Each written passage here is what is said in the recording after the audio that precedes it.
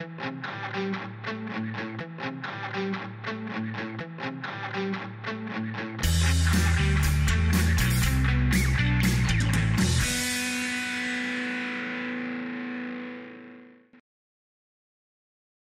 and welcome to another episode of FinTech Focus TV with me, Toby Babb. Today I am absolutely delighted to welcome into the studio Rachel and Andy from Sigma AI. How you doing?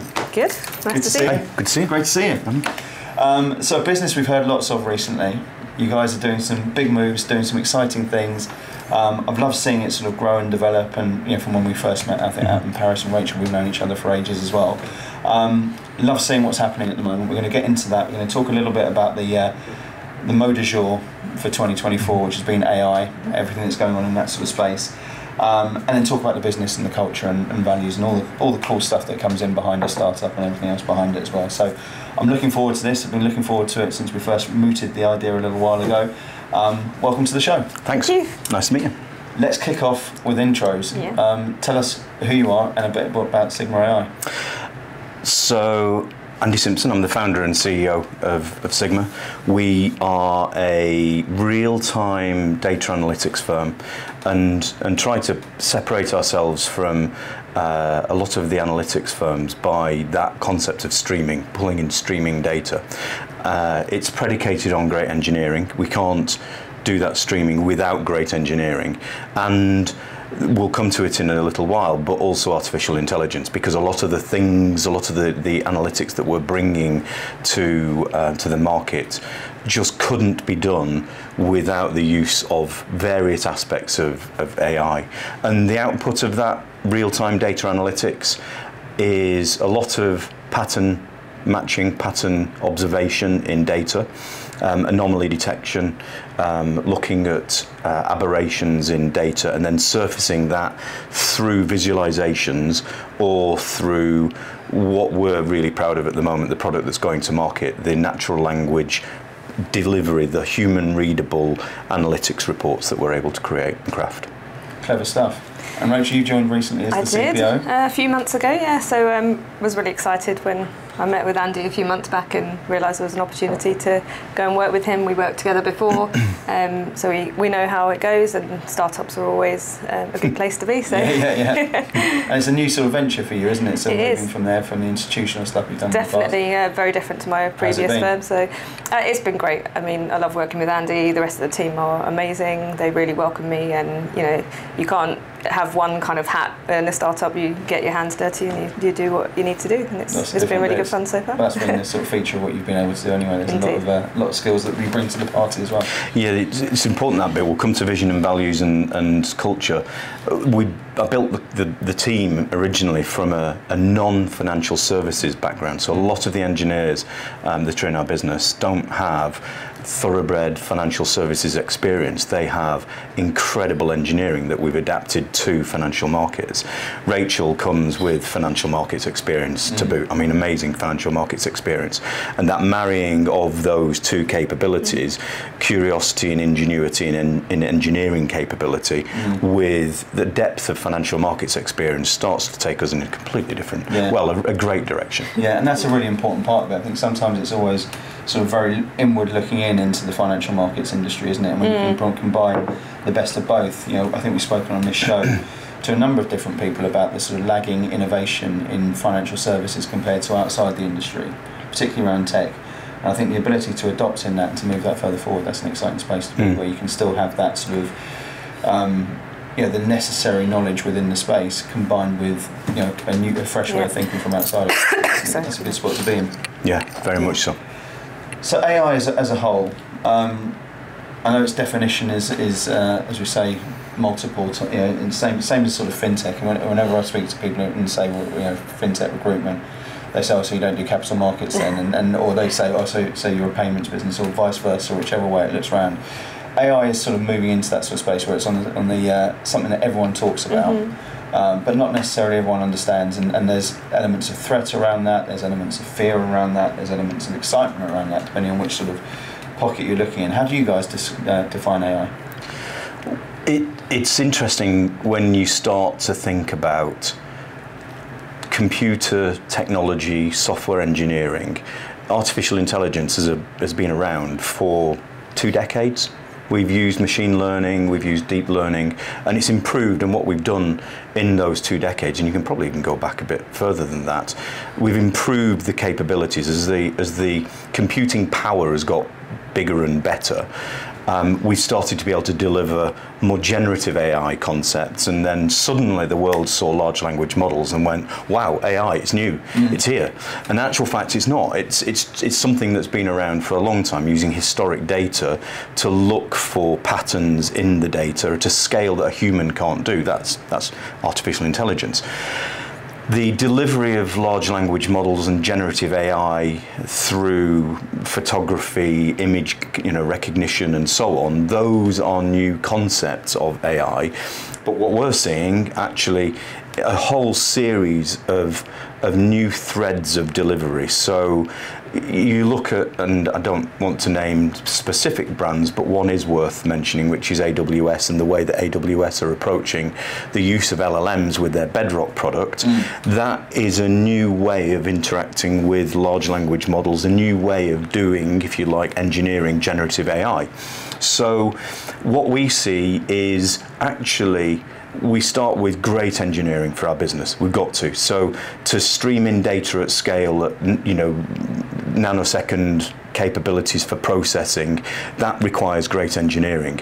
Is that artificial intelligence? No, but there's some capabilities that we've delivered into the data models that is essentially on-the-fly table creation. That's not human, that is artificially intelligent in the way that we create those models. On top of that, then, there's a whole series of streams in our prompt engineering that get to the LLM ultimately at the end of the chain. That is 99% of our own invention, which is linked to a whole series of themes of artificial intelligence, the way that we manage natural language processing, the way that we manage the interaction through a concept called RAG, the way that we then interface into the LLM. Those themes are new themes that have come along because of the way that we need to manage the LLM, which, as we know, ultimately has a tendency towards bias and a tendency to lie and hallucinate if you're not careful. So that management of the process is really key. So we see AI as an old and developing capability that will develop and continue, and we're looking at some quite new and innovative ways of doing continuous learning as well as using historic data sets. So I don't know whether that answers the question simply what AI is. AI, in my view, is a whole series of themes that come together under a banner of artificial intelligence. I think there's an interesting piece that you put into that about this sort of evolution of AI that's been around for a long time, as I think not everyone appreciates within that. But then it's also about how it's has its biases and its tendencies to go out and be approximately right, which is one of the barriers, I think, in the capital market space to its pure adoption into it. But we are seeing this adoption at the moment. So if we look at that and say, we know there's this capability, we know we're at the peak of the hype cycle at the moment around it as a tech play, probably. Although there's, you could argue there's a hell of a lot more to come from it still. Why is it getting the traction it's getting at the moment, and what's the sort of, I guess, the brakes that are being put into it at the same sort of time? Well, I mean, there's always the kind of FOMO, isn't there? Once it starts getting talked about, nobody wants to be the last one in. We've all been at conferences there where it's on every agenda. Indeed. Right? But I think people are being cautious. I've been to roundtables, like workshops on AI and where the regs might go, and it's really refreshing to see the approach that the firms in this industry are taking towards how we do this properly. Everyone wants to get involved. They're obviously risk adverse to some degree, so they want to try use cases that are a little bit easier, that their compliance teams might be more comfortable with, and then build out from there. So I think we're really happy to be part of that journey with other firms, with the clients that we work with. It's definitely been part of our relationship that we are able to work on the governance of the way we do things and the quality assurance, and really helping take firms on the journey with us. Some firms obviously are going to have tech departments, they really understand this stuff and they want us to partner with them, and other firms won't have the tech capabilities in-house. They really need the support to know that what we're building is going to be trustworthy and they can implement it internally. But I think the use cases are so broad. Like we could spend all day sitting here talking about the various use cases that we hear about, but it's super exciting, and I think it's just going to keep growing. And those use cases are getting more and more adopted. Yeah, but at the top level, what's really interesting, the way that we've started to work as a firm, and driven by a lot of the work that Rachel's doing with our chief data scientist as well, is a phrase that I've heard used across the industry a lot, which is keep the human in the loop.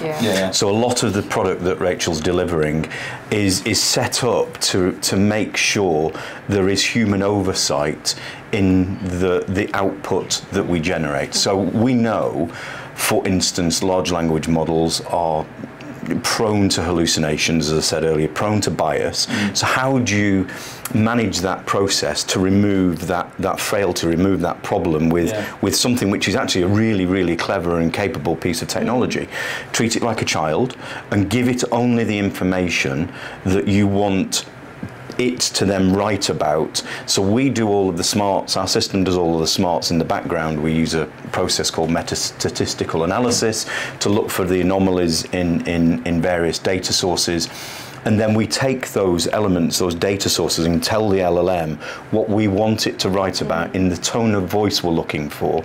So it can't lie, it can't be prone to bias, because we've just given it the data from a true data set. So we use some of our providers, their real-time data, that streamed data, we extract the feature that we're looking for and then ask the LLM to write about that. It can't lie about the data we've just given it. It just simply can't.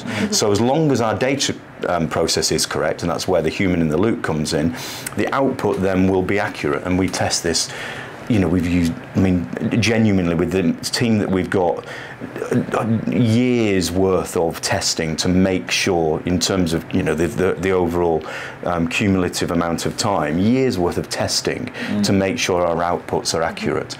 And ultimately, that when the human goes to take that text and send it out to someone, they're able to scan it.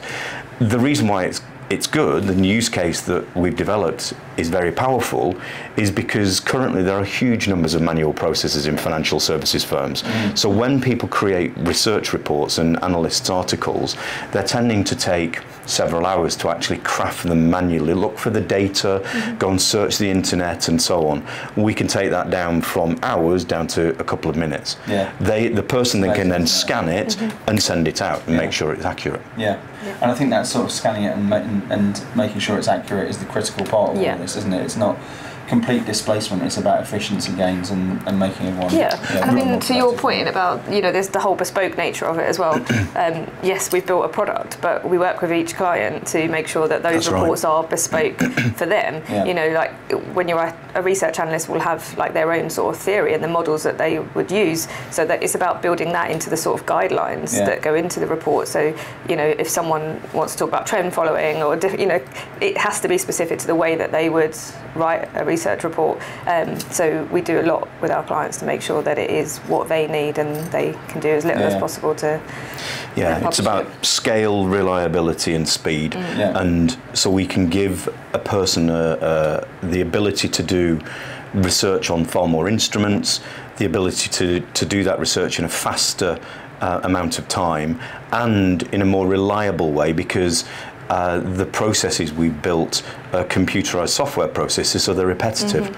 And whereas a human will get tired and not be able to do the same sort of research, well, we can run this process overnight if we need to. And then have those research articles ready for the analyst the following morning. They can then just pick the ones that they want, pick off the text that they want, and it takes their job down from, you know, several hours, as I say, to a few minutes. And that means that we're not making people redundant. Actually, we're giving people the ability to do far more. That's the big crux of all of this sort of movement. I think it's the fear aspect comes from either, you know, incorrect things or the classic sort of stereotypes of robots taking over the world and all that sort of thing, or is it displacing me and all that sort of thing. And I think if you can flip that narrative to how is this going to make me better and more productive at my job, that's where this becomes an absolute game changer. Well, it's also the important thing for a lot of firms is having engaging content that drives market participation. You want to give people information, because ultimately, whether it's a a wealth manager, whether it's a sell-side investment firm. Ultimately, at the end of that chain, there are people that want to read the content and engage in the market in a way that says, oh, actually, I will trade today. I might not trade for 3 or 4 weeks, but actually I will trade today. So we're not dealing with necessarily high frequency trading. We're dealing with those lower latency trading methodologies and strategies where you've got people at the end of it that want engaging content to bring market participation, basically. Yeah. And you've mentioned this a couple of times now in what we've been talking about, which is the significance, the importance of the people, the team. You've got people from with bags of industry experience. You're talking about people from outside the industry and strong technologists, and meshing all that together. Meshing all of that together in a startup is sometimes a difficult challenge, and I think it comes down to deliberate action around making that right. So that's usually about having strong values and then having a culture which is defined about where you want to go. And Rachel, I know this is something you've been putting a fair amount of thought into as well recently. Yeah, I mean, in any firm that I've ever worked in, it's been really important to me. You know, diversity, inclusion, and just culture generally is what I think keeps people happy long term. As I said, I worked with Andy before, and I think we've always been quite aligned in terms of culture and how you work with people and how you deliver things to your clients. So I'm super excited to try and create that all over again. Things do always start at the top. So, you know, Andy is a great leader. He really cares about people, and he, like I said, he wants to get the best out of everybody that works for him. He wants them to be happy doing what they do. And in a startup, obviously, we are always going to be on the sort of short of people side of things. So you have to make sure that you're balancing their sort of work-life balance. And you know, and we have such amazing engineers. They love what they do, and they are actually, there's more of a tendency for them to overwork. And we again don't want burnout. So we have to think about what's right for everybody in the firm and really focus a lot of our energy and attention on delivering, but in the right way. It's really good to hear that, because I think so often in a startup, and there's so much to do, as you said, you've already spoken about wearing lots of different hats and doing lots of different things. Actually, that focus on making sure that you've got the right environment for people to be able to do that is important. And before we came on air, we were talking about 80% remote, right? And when you've only got 20% of your time, the equivalent of a day a week with that team, and as you say, a largely remote business with multiple different geographies that you guys are working on at the moment, that can be a difficult thing to get right. And I think it's sometimes easier to say, right, okay, everyone's there, everyone's together, you can build that, and that's what culture is. I think culture's being redefined. That it doesn't necessarily have to be on site. It's about how you build that through. I had a very interesting conversation this morning about a company that's got four or five different locations across the world, how they keep that culture in place with it and all of that. How do you keep a culture where it's 80% remote and build that and have it living and breathing and even keeping the sort of efficiencies from a performance basis in a really important phase of growth of a business? How does that all come together? I think the main thrust of our business is we ask our team to be authentic. We ask our team to challenge, respectfully challenge constantly, because if you can't be with somebody all the time, the worst thing to have is silence. So if you don't have good communication, and people talk about communication quite liberally, glib fashion, you must communicate. How you communicate is most important.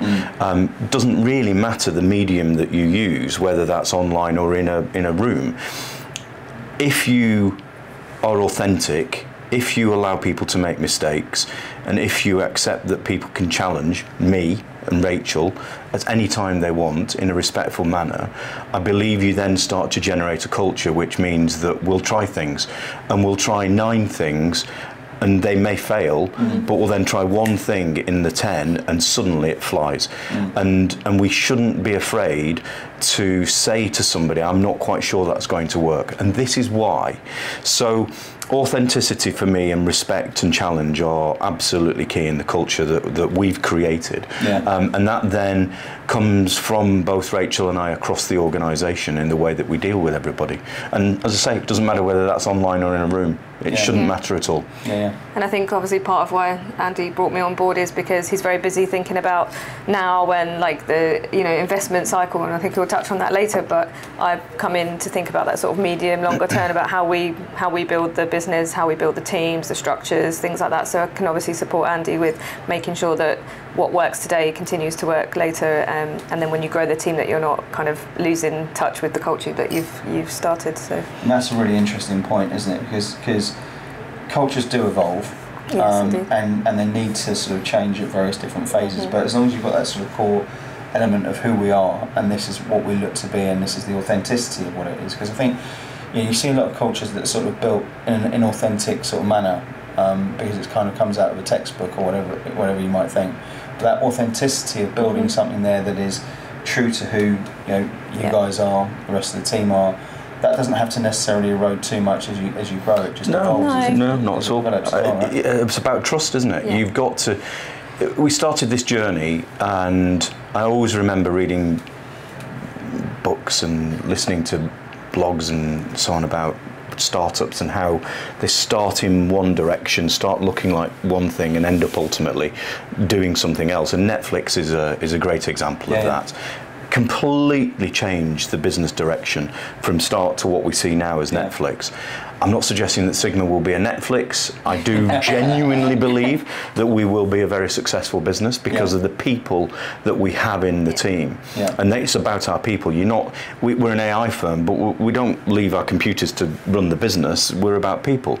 And by generating trust and understanding and accepting that we will make mistakes, I can already see that from the start of the business at the beginning of 2022 to where we are now, and that's only 2 years, we have completely changed direction in some respects. Then there's a lot of the same engineering underneath, and that is really important. It is a phenomenal engineering base that we've built, but the product delivery on top of that has evolved from what we thought the market fit might be to what we now see as a really good market fit for the product that we've got. Now what you need to do as a business is accelerate that, capitalize on that market adoption, and build the sales cycle, which is where we're at. We're no longer in let's try and develop product. We're now in a let's go to market. Which is an exciting spot to be in, right? And I mean, what Andy's just described is kind of where I came in to bring in my kind of industry knowledge, different types of firms that I've worked with. I could hone in on what's been built already, where I thought the use cases were going to be at different firm types, and kind of give some reassurance to the engineers that everything they've built is really good. They've done a lot of work, and it's just about the direction that we take it in and the conversations we have externally. And I think they went from feeling a little bit nervous at one point that they weren't quite sure where we were going to go to market with some of this stuff, and now they're kind of super excited because they can see the direction, the roadmap. It's no coincidence, by the way. It's no coincidence that I have Tilly, who is our head of corporate development, who started to get up to speed, I would have said, probably Q1 this year. And then we brought in Rachel, and at the same time, the two of them started working very closely together about market fit. And you could see the product, as your chief product officer, thankfully, comes on board, you can see the product start to shift and change and be deployed with somebody who is able to sell as well and develop product strategy, and suddenly we start to feel the buffeting of wind under the wings, and it's a nice feeling. It's an exciting position to be in, isn't it? Yeah, and I think on that note, in terms of people like our head data scientist, like we try to let him do his job all of the time. He's super valuable, and it was, I think, a relief for him I can come in and then help support that roadmap so that he doesn't have to spend time doing the sort of non-value stuff, and I can let him do his R&D and put people into positions where they absolutely.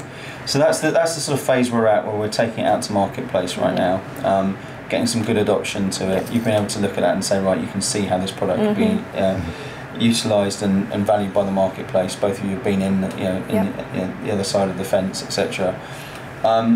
What does it look like? Where does it go? What sort of stage are we at with the business at the moment? Well, where does it go? We grow. I think ultimately that's what we've got to do. We're not a big, I have to say this carefully, a big US firm backed by massive PE or VC money that's constantly going through a valuation cycle, never reaching profit. We have to make profit. That's really critical. I think as a business we've been exceptionally well supported by our shareholders, exceptionally well supported. It's been an incredible journey, the funding cycle, 3 rounds of funding, an angel investor that's given us time and focus, another angel investor that still continues to give us resource and innovation advice. We've got this 3rd round of funding characterised by, and I won't name names, but some of the industry luminaries that we both know and trust. And those people who have operated the industry for 30 years and sometimes more are those people that can come to us because of that authenticity, because of that trust, because of that respectful challenge, say to us, Andy, Rachel, look, you might want to think about this. This product might not work in this way. You might not get this fit. So we've had that interaction and regularly have that interaction with our shareholders. So where do we go from here? We've got to close this round. We've got to make sure that we grow and deliver back to those shareholders value for their investment. So it's about looking at break even early next year, Q1 next year. We probably need 4 or 5 more customers to basically get to break even. We've got some great support from some of our early adopters. We're covering over 60% of our cost base at the moment and can see break even on the horizon. So that's the first step. Let's get to break even. Then product. Then product is marvelous. I mean, Rachel's got some great ideas. I mean, awesome ideas. It's genuinely really exciting. And it's so exciting to go into client meetings and you talk through what you've built, and you know, Henrik does his his thing about how he's built the data science, and then just people, you just see the light bulbs. People are like, hang on, and they then think about their business model and the use cases they come up with. So it's just such a collaborative experience, and you know, I think that's just been a revelation for me. Is it's because it's such a new thing. You see people on the spot going, hang on, so if you've built this, we could do that with it, and it's very much a sort of becomes a partnership with the potential clients rather than here, please buy this. I think that's a really important part of it being a partnership as well. So what I love about hearing there is I can tell that this isn't just we're here and telling you this is what you should be using. That's let's work really closely with people in the marketplace and take their feedback about how we can iterate and improve. And 100%. I've got to characterise our business as a product-focused business. We're not a bespoke tailoring, build, consultancy style business. The important characterization is based on the engine that we built, because if we hadn't got that streaming capability, we'd be dealing with data sets every time we get given them. What we built is an any data capability. We can take in any data in a streamed fashion, surface the patterns and the anomalies that we're looking for, and then craft a visualization that then can be configured for the customer. So what we see is we talk to one customer and they go, oh, well, our template is this, or we'd like to see it as this. But actually the engineering underneath is largely the same. It's brilliant to see, isn't it? And this funding play that you're on at the moment, as you say, it's something there where if I'm right in saying it's first time founder play for you. So there's loads to pick up on that side of things. You've had some great angels, as you said before, some really good people who've been involved in the process. How's it been? It's hard. I mean, you know, there's no hiding from it. It's hard for the family. We've had to sacrifice an awful lot to make sure that we deliver a business, and the family has been amazing. You know, my family has been phenomenal in moving away from a salaried position in some of the biggest names in the world to a position of uncertainty and risk. And that's why I'm grateful to someone like Rachel, because you get someone like Rachel coming alongside you that is also from that corporate world, that recognises discipline and rigour and knows how to implement that. Is from a regulated background. So that means that I can depend on someone like Rachel to go into meetings and not just blindly say something and hope to get away with it. And that's really important to me, because ultimately behind all of this, as I say, is a family that's put their trust in me to grow a business in a financial markets environment that expects you to operate on trust and expect you to operate with discipline. So we're starting to grow the business because of that, and those shareholders coming on board expect the same thing, and they can now see that trajectory. So has it been hard? Yes. I'm being rewarded by the support I get from people around me, Rachel and the family, and ultimately our shareholders. And that's actually one of the things that gets me up every day, is I can pick up the phone to some of the names that you well know in the industry and say, I'm having a tough day. And they go, yeah, don't worry about it. Come on, go on, let's go and have a beer and a chat. And that is really rewarding. As a founder, to go through that process is fantastic. And the funding itself, this next sort of round, that's there, and you're getting some good traction, some good. Yeah, we've got some great traction. We've got to close the round. We're a couple of 100,000 from closing the round. Probably, I won't go into the numbers, but not so far away from getting to break even. And then once we're self-sustaining, the world's a different place. But some of the names that we've now got on the cap table are really exciting. Really exciting. I spoke to someone last week who was telling me about his sort of journey at a similar sort of stage to this, and when they founded it, they said it'd be nice to get to a stage where we can have business class flights. That was the ambition of it. and then they were fractions away from a unicorn valuation not so long ago, and have done an amazing job and gone through ABC rounds that have just been absolutely staggering in some of the numbers that you get to. So I love the fact of seeing this sort of thing, and when you're there and you know you've got a product that's got value and integrity to it, you know you've got a product there that can do something for the markets, which you've seen. The rest of it can be stressful at various different times, without question. Indeed. An really exciting journey to be on. So let's talk about that journey. Let's fast forward to the phase there where the investment's in. You've mentioned growth. What's exciting on the roadmap for you guys? Well, as Andy's mentioned, our product Aimer is going great guns, and as I keep saying to people, we're just going to have nice problems to have soon. It's resourcing, it's just being able to deliver the product out to the number of clients we'll have, and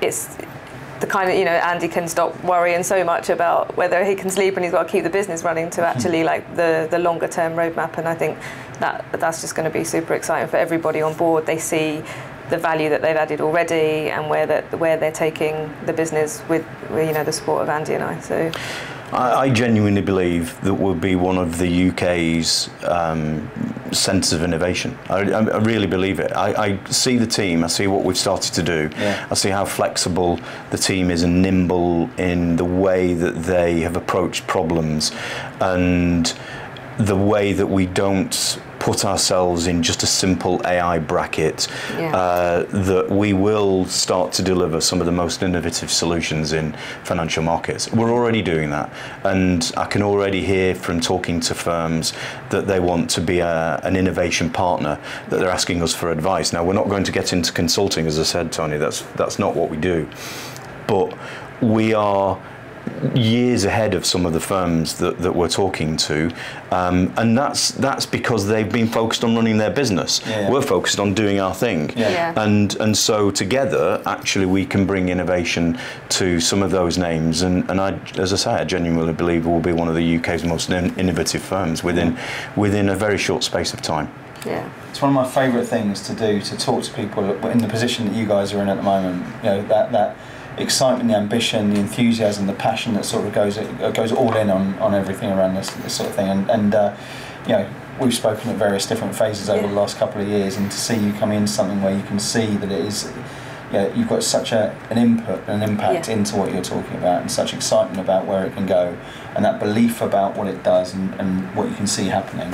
That, to me, I just think is a magic place to be in, right? Oh yeah, I mean, that I think is the most amazing thing about working for a startup, because most of us have spent time within a corporate, like you get to the point where some of those companies are relatively small and nimble when you start there, but then you see them growing into these massive beasts. Absolutely. And it just becomes much more about red tape, or and that's fine because those firms need that, but then having the opportunity to go back and really be instrumental in helping a company grow, and delivering the product and helping the people in the company grow, that's what's really I'm passionate about. I really love working with people. We don't get up every day to go and sit in an office by ourselves, do we? So for me it's all about the people and what we can deliver as a collective.